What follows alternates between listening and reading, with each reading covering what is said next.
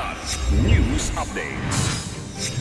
Mga balita ngayon, 6 na high-powered firearms na samsam sa Maguindanao del Sur operations. 6.8 million pesos na halaga ng shabu na samsam mula sa rider sa Zamboanga. Buy bust laban sa dalawang HVI na uwi sa engkwentro.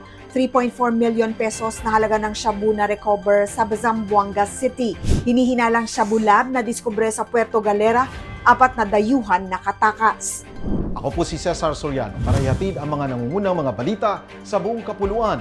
Ngayon, 6 na matataas na kalibre ng baril ang nasamsam ng pinagsanib na puwersa ng Armed Forces of the Philippines o AFP at Philippine National Police o PNP sa Barangay Masigay, Datupiyang, Maguindanao del Sur, bandang alas 4:45 ng hapon noong April 4, 2026. Ang operasyon ng 38th Infantry Battalion at Datopiyang Municipal Police Station ay naganap matapos makatanggap ng ulat hinggil sa sagupaan ng dalawang armadong grupo sa lugar.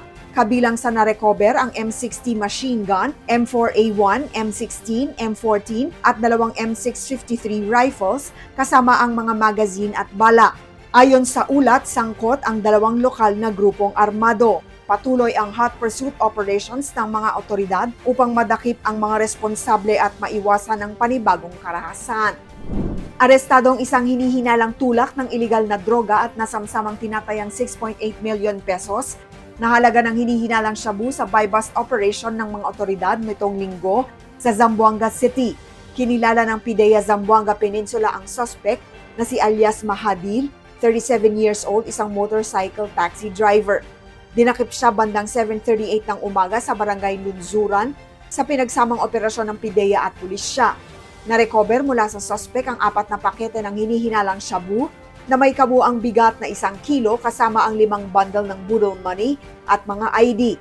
Samantala, noong March 31, 2 lalaking high-value individuals ang naaresto sa buy-bust operation na nauwi sa engkwentro sa boundary ng Tungawan, Zamboanga, Sibugay at Barangay Licomo, Zamboanga City.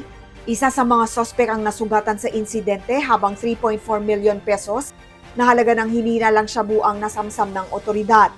Kasalukuyang nakadetene ang mga sospek at nahaharap sa kasong paglabag sa Republic Act 9165.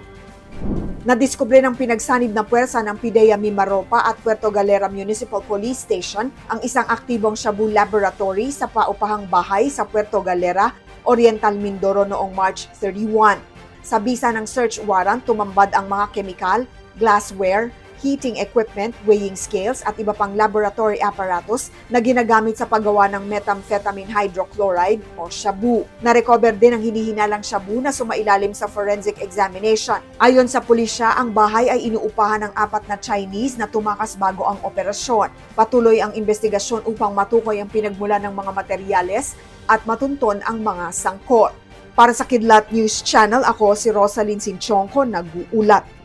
ako po si Cesar Soriano, kasama nyo sa bawat pagputo ng balita.